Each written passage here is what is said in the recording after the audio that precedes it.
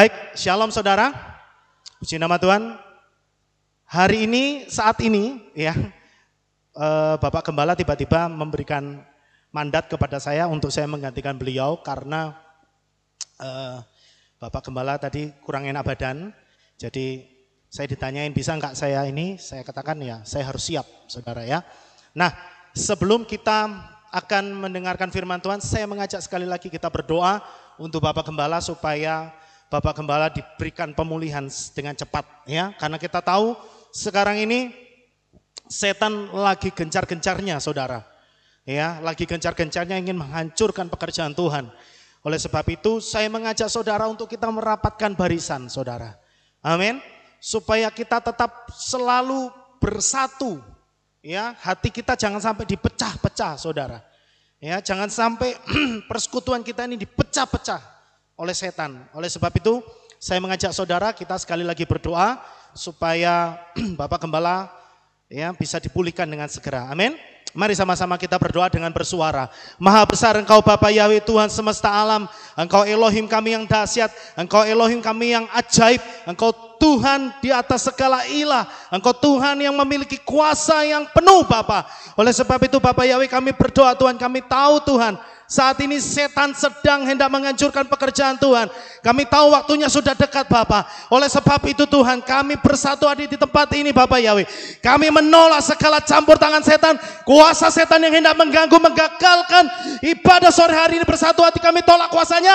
Dalam nama Adonai Yeshua Mashiach. Kami percaya Tuhan saat ini Roh Kudus-Mu sudah menguasai tempat ini Bapa. Dan kami berdoa untuk Bapak Gembala kami yang kami kasihi Tuhan. Kami berdoa Bapak saat ini Tuhan kalau beliau Tuhan mengalami badan yang kurang enak Tuhan. Kami tahu itu bukan faktor kebetulan. Tapi itu serangan daripada si jahat. Oleh sebab itu Bapak Yahweh kami bersatu hati Tuhan. Kami menolak dan mematahkan setiap kuasa sakit penyakit yang menyerang Bapak Gembala. Bersatu hati kami tolak kuasanya dalam nama Adonai Yeshua Mashiach. Haleluya, kami percaya Tuhan. Saat ini Bapak Gembala kami sudah disembuhkan. Terima kasih Bapak. Kami berdoa Tuhan saat ini. Tuhan Engkau lingkupi kami ruangan ini Tuhan. Lingkupi dengan kuasa darah-Mu Bapak. Sehingga setiap firman-Mu yang ditaburkan Tuhan. Tidak dicuri oleh si jahat. Tapi biarlah masuk di dalam hati kami. Dan menjadi sebuah rema untuk supaya kami hidup bijaksana. Terima kasih Bapak Yahweh. Kami siap dengar firman-Mu. Dalam nama Adonai Yeshua HaMashiach kami mengucap syukur dan berdoa. Sama-sama kita katakan amin. Baik. Ya, saya malam hari ini mungkin tidak panjang saudara. Saya hanya ingin memberikan sebuah pesan-pesan yang ya setiap hari akan kita praktekkan. Ya, saya punya renungan namanya memperbaiki sikap itu mendatangkan kebaikan. Ya, karena saudara, ya orang yang hidup di dalam Bapa Yahweh itu juga harus disertai dengan sikap hidup yang baik. Amin. Ya, jangan hanya berpandangan bahwa orang yang hidup, yang penting saya sudah diselamatkan, yang penting saya hidupnya beriman kepada Bapa Yahweh. Tapi kalau hidup kita tidak pernah jadi berkat buat orang lain, itu sama saja dengan nol. Kita tidak pernah mempraktekkan iman kita. Ya. Nah, sebentar saudara, saya tak minum dulu ya.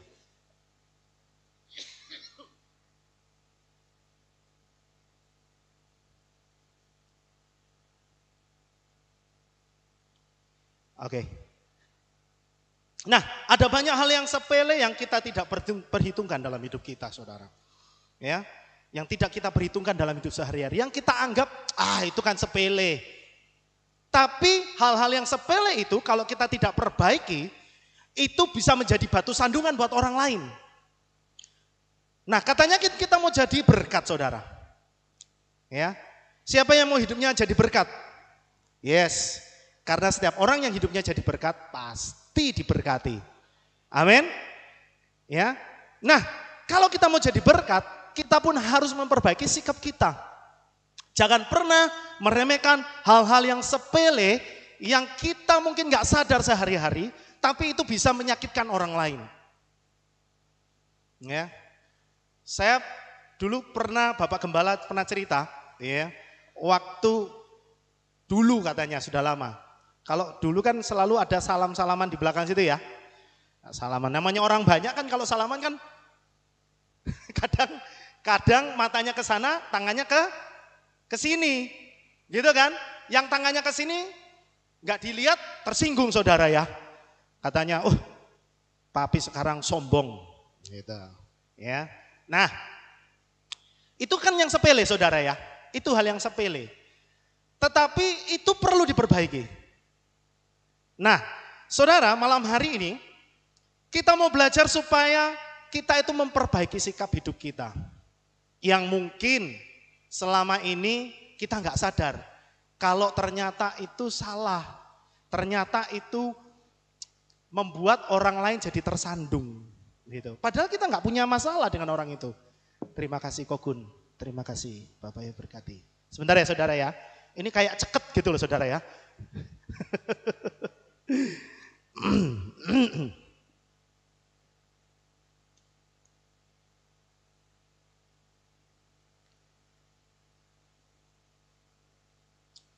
Ya. Nah, Yesua ngomong, ya, ketika kita itu percaya kepada Dia di dalam Kisah Rasul pasal 1 ayat 8 atau saudara bisa baca di dalam Matius pasal 28 ayat 19 sampai 20. Di situ dikatakan bahwa setiap orang yang percaya itu harus dibaptis, kemudian diajar, kemudian menjadi saksi. Setiap orang yang percaya kepada Yesua, setiap orang yang sudah percaya kepada Bapa Yahweh dibaptis, dia diajar, dia juga harus jadi saksi. Jadi saudara itu harus jadi saksi dimanapun saudara berada. Orang bersaksi tidak harus berkhotbah. Gitu.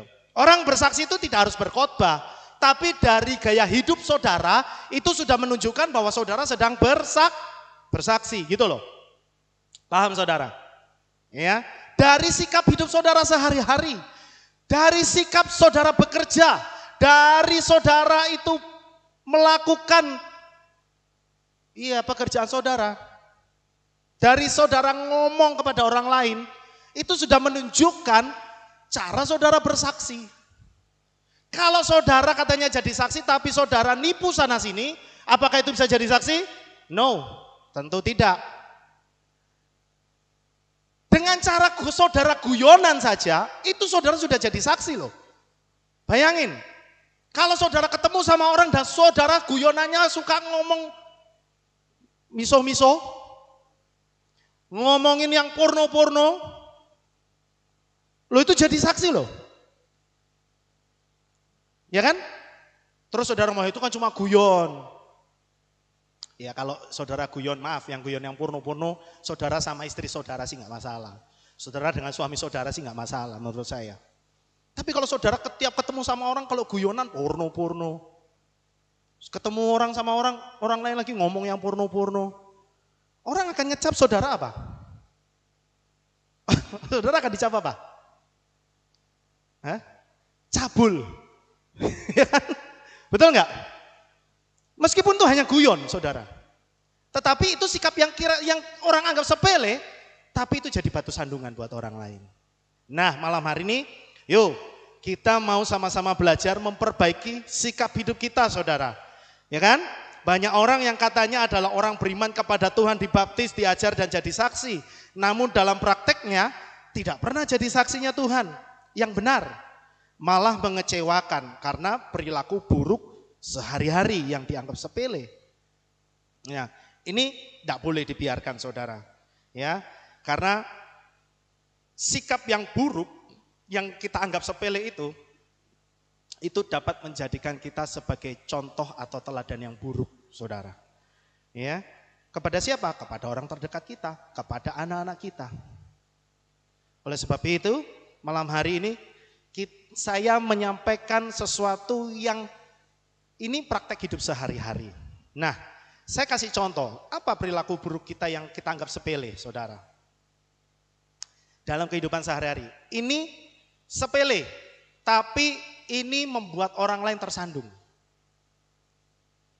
Contohnya adalah orang tidak punya budaya antri. Sepele ya? Antri itu penting, saudara.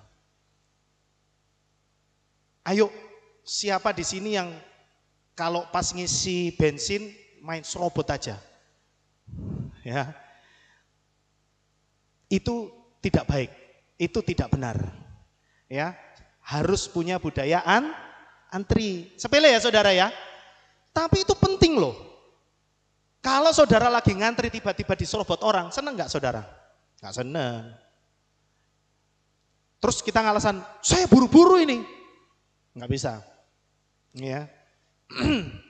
Budaya orang yang tidak mengantri itu berarti orang itu egois. Orang itu tidak pernah memikirkan orang lain. Dia tidak pernah peduli dengan orang lain. Yang dia pikirkan adalah yang penting untuk hidupnya sendiri. Itu adalah budaya yang tidak baik. Saya pernah sekali waktu ketika mengantarkan anak-anak sekolah minggu di sini. Ketika bukan anak sekolah minggu di sini, tapi waktu itu kalau nggak salah anak saya Afram itu sekolah waktu TK, dia ada acara tur gitu ya di Jogja. Saya waktu itu kaget, saudara. Kenapa? Saya melihat contoh yang buruk.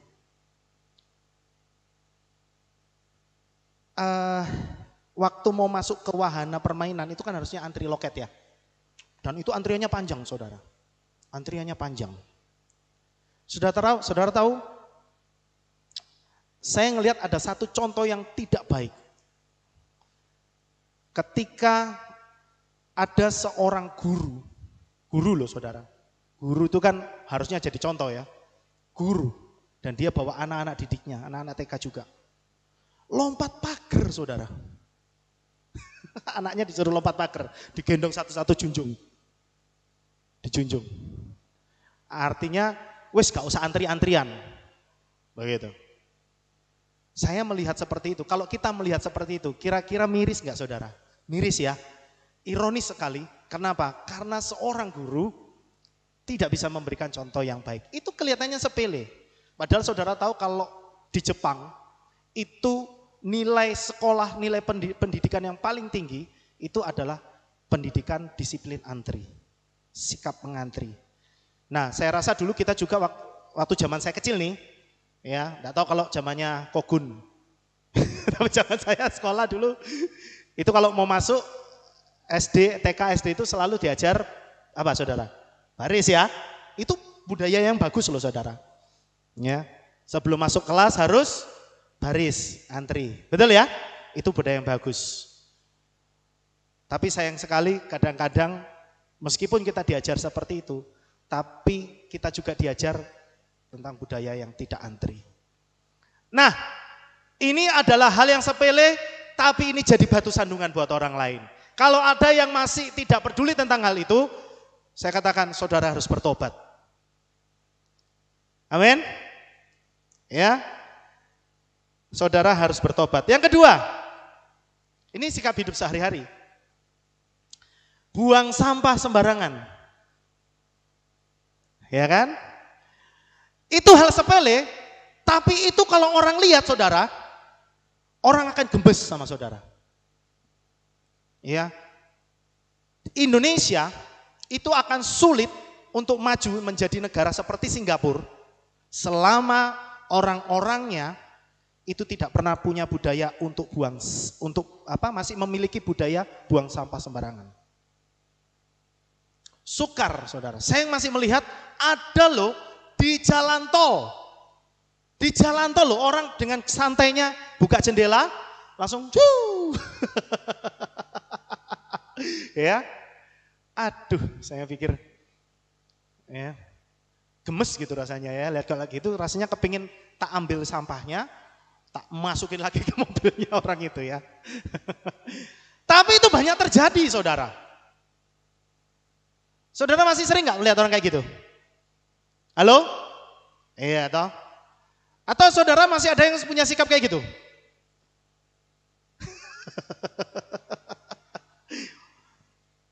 Kalau ada orang, wah buang sampahnya di tempat sampah. Tapi begitu sepi, udah buang ya. Ya, ayo kita sama-sama berubah, saudara. Ya, itu hal-hal yang sepele. Tapi kalau dari hal yang sepele kita tidak bisa jadi berkat buat orang lain, bagaimana hal-hal yang besar kita bisa jadi berkat? Itu hal yang sepele. Ayo, makanya ada slogan bagus juga menurut saya ya. Kebersihan adalah sebagian dari iman. Kelihatannya nggak nyambung ya. Tapi kalau coba saudara perhatikan, itu nyambung loh saudara. Nyambung loh itu saudara. Ya itu tadi contohnya. Kalau saudara punya budaya masih buang sampah sembarangan, itu menunjukkan bahwa engkau tidak punya iman yang baik. Ya, itu hal yang sepele. Di pastori kita nih, di kehilat kita nih, tempat sampahnya sedikit. Ya. Jadi saudara mau makan permen kek, mau makan apa, cari tempat sampahnya. Jangan sampai dibuang sembarangan. Saya kadang masih melihat di sini setelah perayaan, waduh, habis perayaan itu semua banyak sampah berceceran. Tapi untung ya Tuhan gerakkan orang-orang yang mengasihi kehilat kita, yang tergabung di dalam K3. Mereka mau dengan sukarela, saudara, ya bersihin sampah kita. Nah, ayo saudara, ya ini hal yang sepele, tapi Tuhan mau supaya kita itu jadi orang yang jadi berkat. Amin. Jadi berkat saudara. Kemudian yang ketiga, ini yang lagi in atau yang lagi hit sekarang, yaitu orang yang suka punya budaya lason hara. Apa itu lason hara? Lidah jahat. Lidah jahat itu macam-macam. Ya, lidah jahat itu bisa gosip. Kalau Bapak Gembala suka pakai istilah apa? Nyinyir. Ya kan? Budaya lason hara, budaya nyinyir, budaya gosipin orang, itu jahat. Ya, itu jahat. Jadi saudara, malam hari ini, saya pikir saya tidak perlu ngomong lagi panjang lebar tentang nyinyir, karena kita sering dengar. Ya. Tetapi saya mau ingatkan kembali, Tuhan taruh mulut sama kita untuk supaya memuliakan namanya. Amin. Untuk menyembah Bapa Yahweh. Tuhan berikan mulut kepada kita supaya kita itu bisa memberikan kekuatan buat orang lain. Supaya mulut kita itu jadi berkat buat orang lain. Amin. Tuhan taruh mulut kita, Tuhan taruh mulut buat kita supaya mulut kita ini bisa menguatkan orang yang lemah. Bisa menghibur orang yang sedih.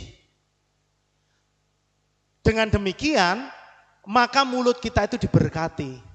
Dengan demikian, mulut kita itu punya kuasa untuk memberkati hidup kita juga. Amin. Tapi kalau mulut kita itu dipakai untuk sesuatu yang buruk, nipu orang, untuk ngomongin orang, untuk nyinyirin orang, itu sama saja saudara sedang ngeluarin sampah. Saudara memproduksi sampah. Mulut saudara itu baunya jadi busuk. Nah kalau saudara terus produksi itu, bagaimana Tuhan bisa memberkati kehidupan kita? Bagaimana Tuhan bisa mencurahkan berkatnya buat kita? Sama seperti Tuhan ingin tuang air buat kita, tapi gelas yang kita miliki itu kotor. Nggak bisa diminum, airnya jadi kotor, beracun. Betul ya? Nah sama mulut kita itu kalau kotor terus, gimana Tuhan bisa mau memberkati kita? Sedangkan mulut kita pakai untuk hal-hal yang tidak baik.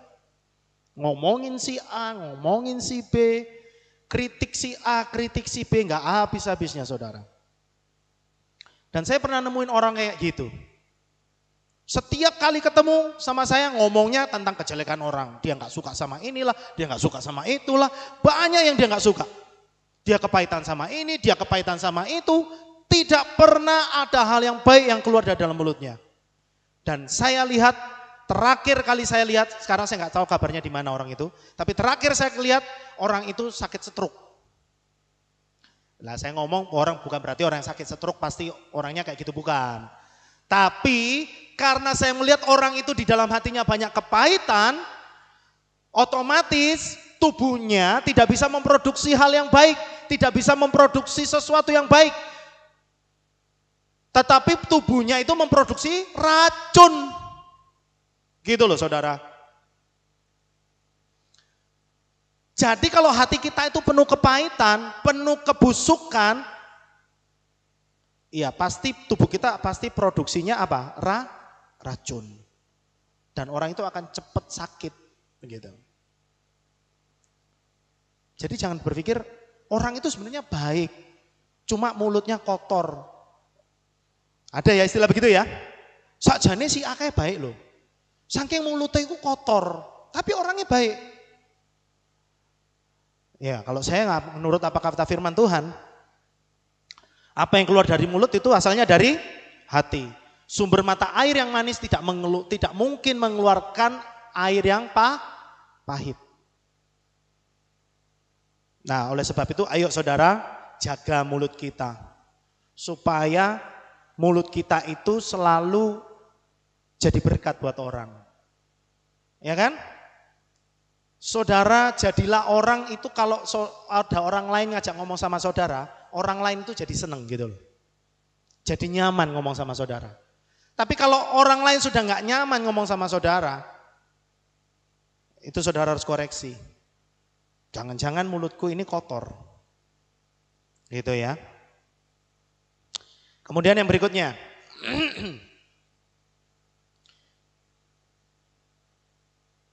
Budaya ingkar janji.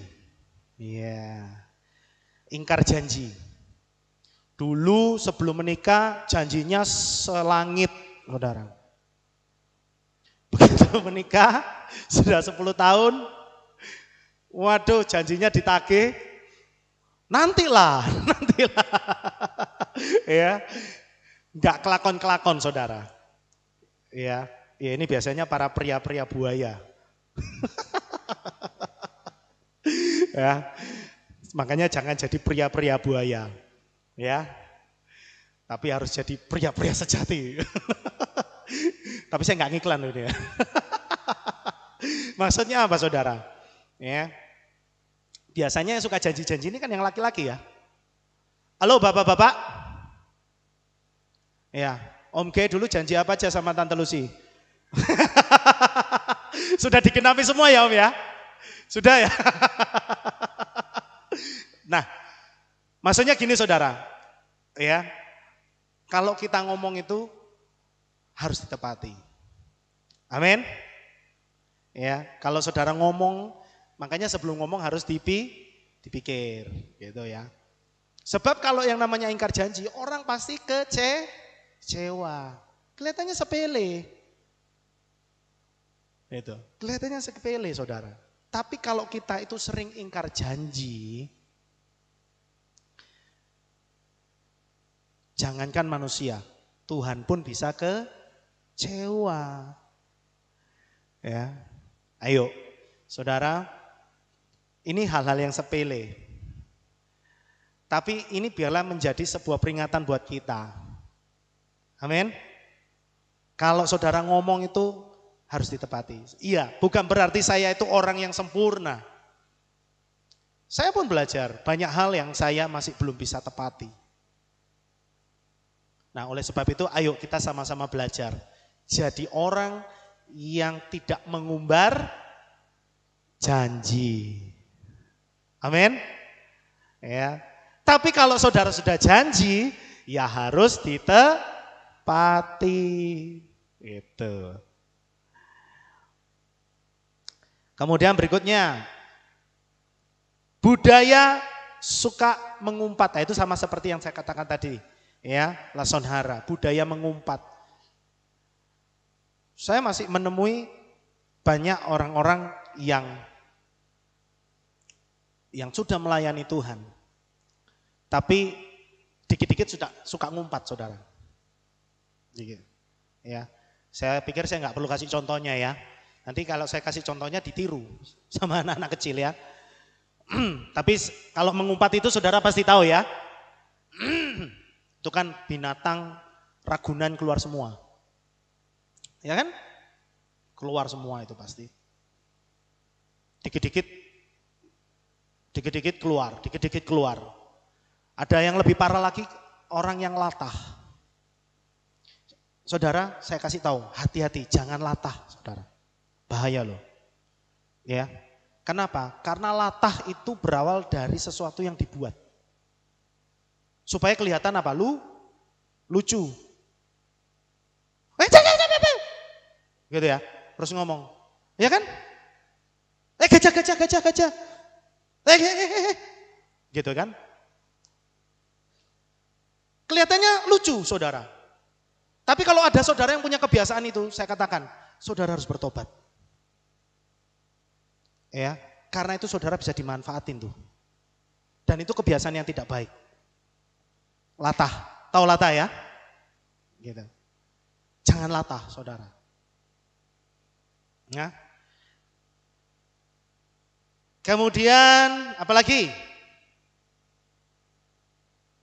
Budaya suka menuntut. Ya. Orang yang suka menuntut itu terlihat dari apa? Orang yang suka menuntut itu terlihat dari cara dia ngomong sama kita. Itu lebih banyak mengeluh. Coba saudara perhatikan kalau ketemu sama orang dan dia selalu cerita tentang kehidupannya yang susah, hidupnya yang sulit. Ya memang tidak bisa dipungkiri, setiap orang punya masalahnya sendiri, betul? Setiap orang itu pasti punya masalahnya. Dan saya katakan, hidup ini memang sebuah perjuangan. Tapi percayalah, ketika saudara berjalan bersama Tuhan Yeshua, saudara itu disertai dan saudara diberi kemenangan. Amin. Tapi kalau isinya setiap kali saudara cerita curhat sama orang, curhat di FB, curhat seolah-olah supaya orang lain tahu. Loh, bukan berarti saudara nggak boleh curhat, boleh. Tapi jangan ngumbar ke semua orang gitu loh.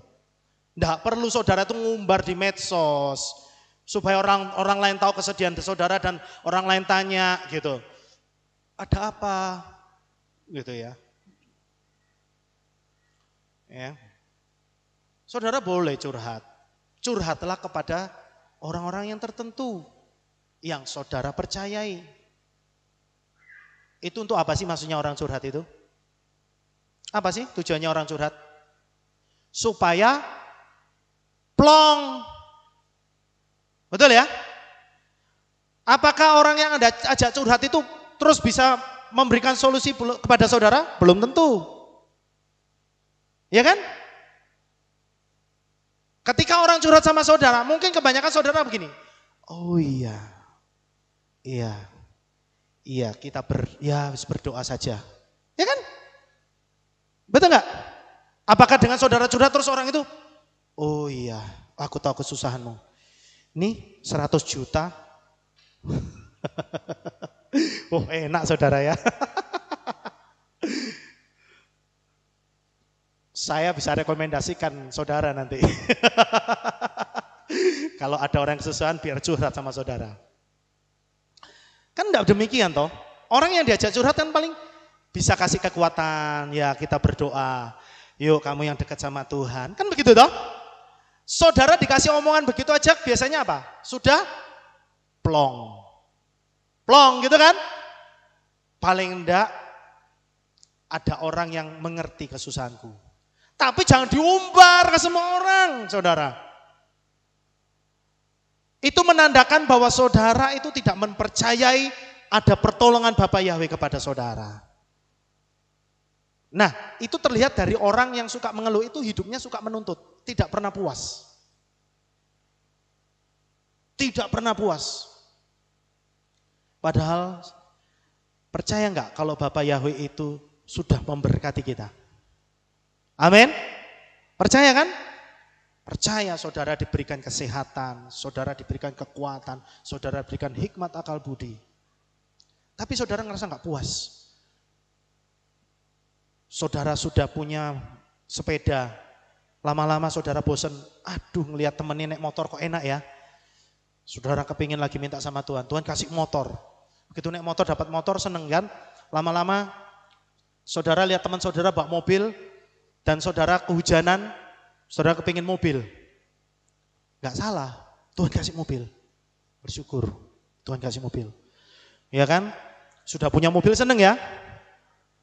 Temennya naik helikopter, terus saudara kepingin, nggak ada habisnya. Betul ya? Karena apa? Suka menuntut. Orang yang suka menuntut itu berarti orang yang nggak pernah puas.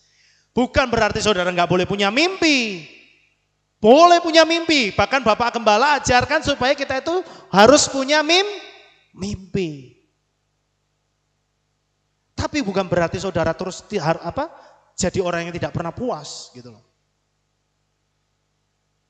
Jadilah orang yang selalu bersyukur. Dengan bersyukur itu saudara akan bisa menikmati hidup saudara. Ya. Kalau saya pas pingin makan di luar, ya, duit saya kurang, ya kan? Saya makan di Pastori.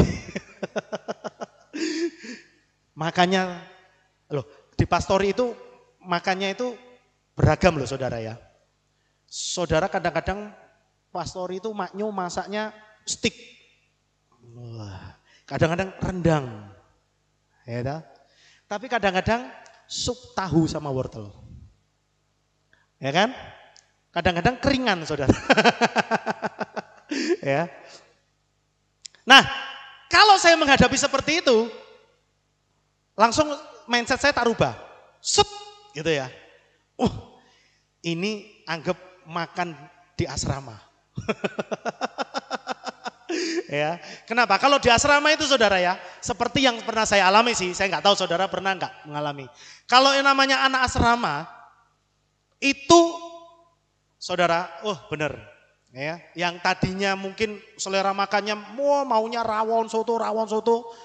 Kalau di asrama jangan ngomong rawon soto saudara. Ya, saudara tahu yang namanya sup merdeka. Sup merdeka itu isinya adalah tahu putih dan wortel. Kuahnya dikasih garam sama micin ya. Enak gak enak? Ya wes itu. Ya. Memang kalau saudara ngomong gak enak terus bisa berubah jadi steak. Wah gak mungkin saudara ya. Makanya buat anak kos-kosan, kenapa Indomie itu barang mewah saudara? Ya. Ini maaf bukan promosi ya. Kalau sebut merek karena itu sudah membranded sih ya. Mie goreng instan, itu barang mewah saudara. Ya, betul enggak Dio? Siapa yang pernah kos di sini? Yang pernah asrama siapa? Siapa yang pernah tinggal di asrama? Kos-kosan lah. Anto ya. Anto waktu kehabisan duit makan Indomie enak enggak? Apa? Belum kehabisan. Oh haleluya, bersyukur ya. Soalnya kalau dulu saya, uang sangu saya tuh mepet saudara. Ya. Kalau dulu tahun 97 saya SMA, ya kelas 1, 97 itu uang saku saya seminggu loh saudara, seminggu itu 20.000. Seminggu, tapi Indomie waktu itu masih harga Rp300 satu. Nah perhitungannya adalah kalau saya berangkat naik bis nih, dari rumah saya ke kota yang tempat saya sekolah itu, namanya Jember. Itu naik bis, berangkat bayarnya itu kalau nggak salah 7.000. Sorry, bukan. Berangkat itu kalau nggak salah bayar 4.000 kalau nggak salah. Kalau nggak 3.500, 4.000 lah sekitar itu. Tapi kalau naik Patas, saudara tahu Patas ya? Itu kan lebih mewah ya. Itu 5.000. Nah, kalau saya mau cepet, naiknya Patas 5.000. Pulangnya dari Jember ke tempat saya 3.500. Jadi sudah 20.000 kelong berapa itu saudara? Tinggal 11,5 ya. Nah, 11,5. Jadi caranya supaya ngirit, tak beli ke mie goreng semua saudara. Ya, saya beli mie goreng. Tapi puji Tuhan saya enggak kanker saudara ya. Karena kalau makan mie goreng terus tuh bisa sakit kanker loh saudara. Ya. Nah, kalau kemana-mana itu nebeng temen, caranya begitu. Ya. Jadi saudara bisa bayangin ya. Kalau orang itu hidupnya nggak pernah puas, pasti dari mulutnya keluar kata-kata keluhan, mengeluh. Dan saudara tahu apa yang membuat orang-orang Israel itu dihukum sama Bapak Yahweh? Karena suka mengeluh. Betul ya? Gitu. Dikasih mana masih mengeluh. Tapi memang kalau tak pikir-pikir sakjane ya masakne juga saudara ya. Saudara, mana itu kan katanya roti surgawi. Rasanya manis. Belum pernah ada yang makan pasti. Selain mereka, betul ya? Karena itu roti yang terbentuk dari embun katanya. Dahsyat. Tapi ya sehari, 2 hari, wah senang saudara pasti ya. Setahun. Ya kan? 2 tahun. Ya itu manusia lah. Makanya Tuhan Bapak Yahweh masih tolerir lah. Ya sudah aku ngerti kamu bosan. Kasih manuk, ya atau burung ya kan? Kasih burung apa? Burung puyuh. Oh enak burung puyuh itu saudara. Ya kan? Apalagi kalau makan kepalanya itu ya. Krius gitu. Saudara bisa bayangin ya. Nah, saya jadi ingat saudara. Menurut saudara, orang yang tiap hari makan sate kambing sama orang, ada penelitian karena orang yang tiap hari si A dikasih sate kambing, yang si B dikasih tahu. Kira-kira menurut saudara selama sebulan mana yang orang yang darah tingginya naik? Yang kena darah tinggi? Hah? Yang kambing toh? Ternyata salah. Enggak, orang yang makan sate kambing setiap bulan, selama sebulan malah happy hidupnya. Soalnya yang makan tahu ngomong gini, tahu meneh. Tahu ya saudara ya? Tahu meneh kan bosen saudara ya. Tiap hari suguhi tahu ya. Kira-kira blutrek gak saudara? Mesti blutrek. Nah kalau sudah gitu kira-kira tensinya naik enggak? Oh naik ya saudara ya. Nah, enggak ini cuma guyon aja. Nah, maksud saya begini, jadi kembali lagi kepada firman Tuhan. Ayo kita jadi sama-sama orang yang punya hati bersyukur. Amin. Setiap hari kita berdoa. Ya. Biarlah isi doa kita itu bukan cuma minta, tapi kita memberkati orang lain. Amin. Coba saudara praktek deh. Ketika saudara itu isi doa saudara itu memberkati orang. Mestilah saudara itu diberkati. Mestilah saudara itu kecipratan. Amin. Ya. Jadi malam hari ini saudara. Ya. Jadi malam hari ini saya katakan jadilah orang-orang yang memiliki karakter yang baik. Perbaiki sikap hidup kita. Supaya hidup kita itu jadi berkat. Supaya orang lihat kita itu, wah aku kalau ngelihat kok Obed itu, Mas Obed itu kok enak ya. Hidupnya kayak enak ya. Meskipun kita tahu mungkin Dalam kesehariannya Mas Obed ya ada masalah-masalah tertentu ya Mas Obed. Tetapi biarlah orang melihat begini. Aku kalau ngelihat Mas Obed itu hidupnya kayaknya benar-benar diberkati.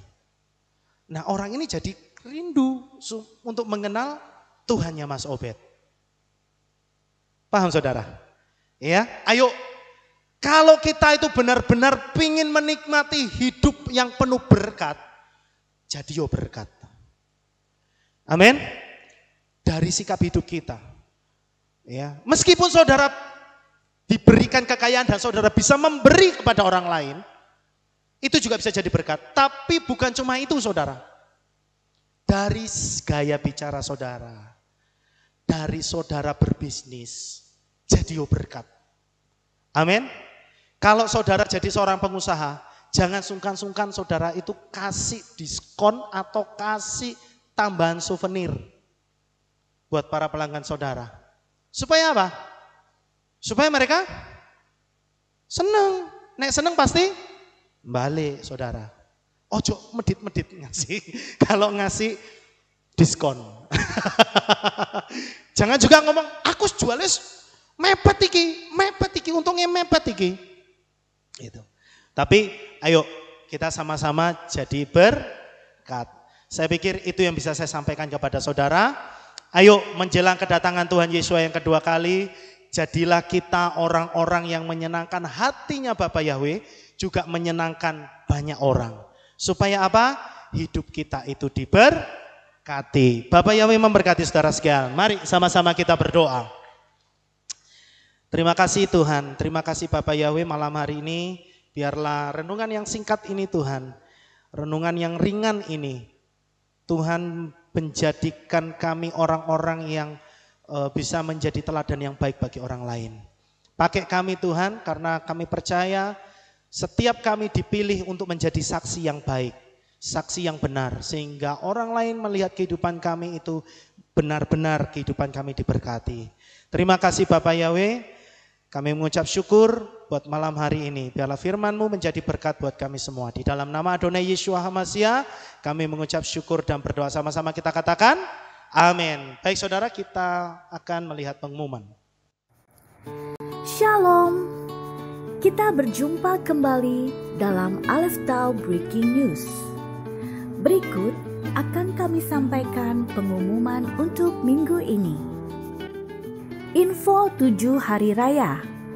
Hadirilah hari raya yang ditetapkan oleh Bapa Yahweh, Hari Raya Shavuot, yang akan dilaksanakan pada hari Minggu 16 Mei 2021 pukul 5 sore dengan tema Berjalanlah dalam Torah Yahweh, bersukalah dalam kebaikannya.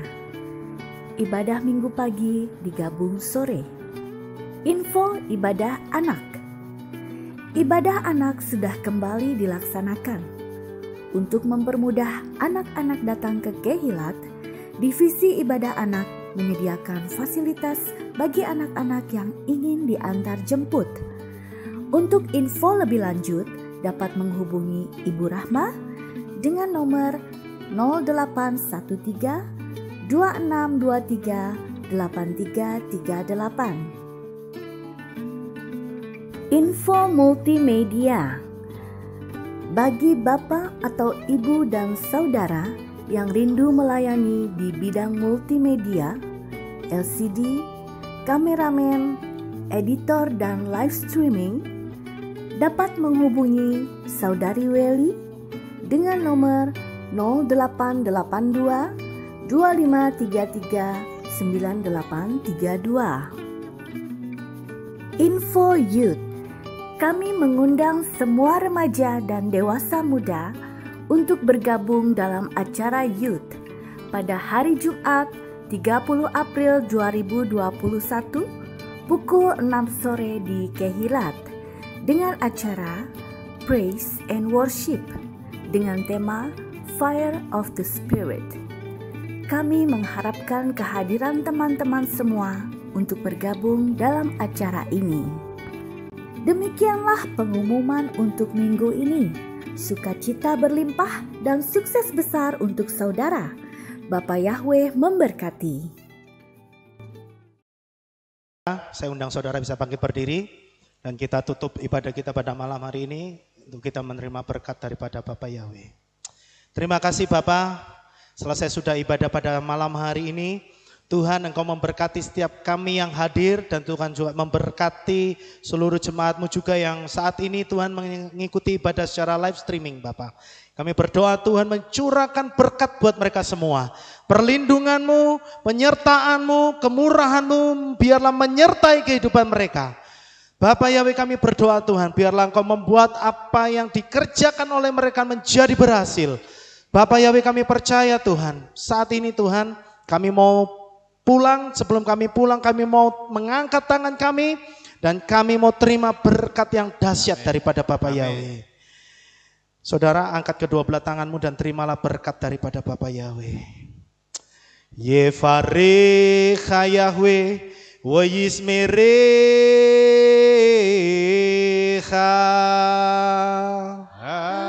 Amin. Yair Yahweh panaweleka wikunecha.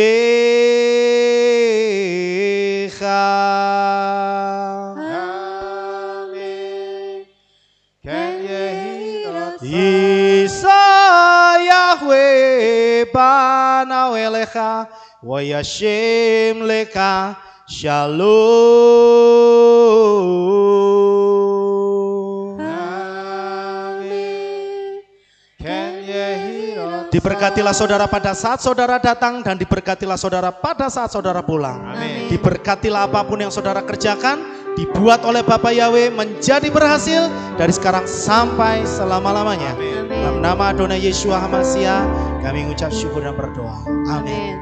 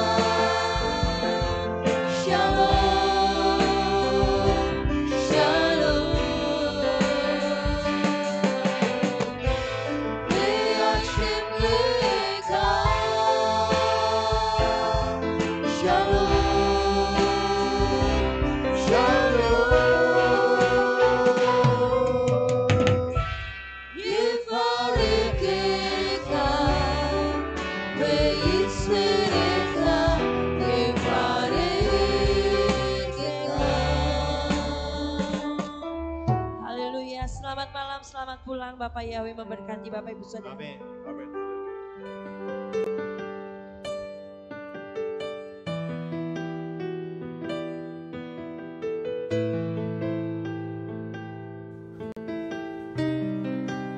Segala pujian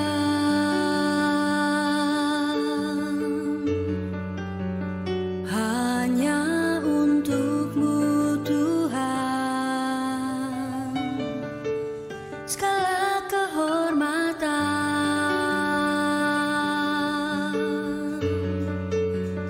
juga punya-Mu Tuhan.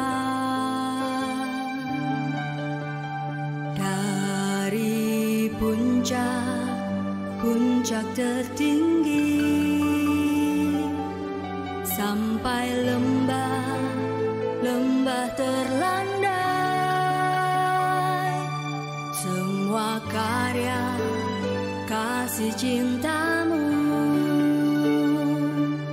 sujud menyembah Sang Maha Pencipta.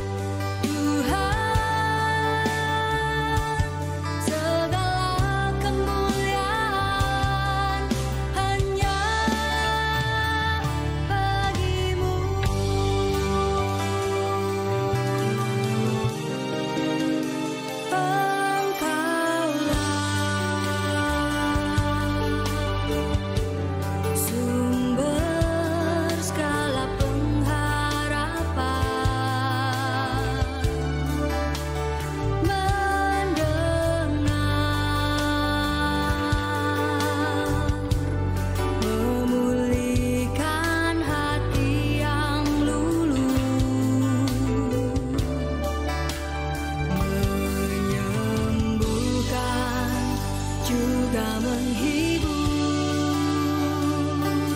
Engkau lara menjadi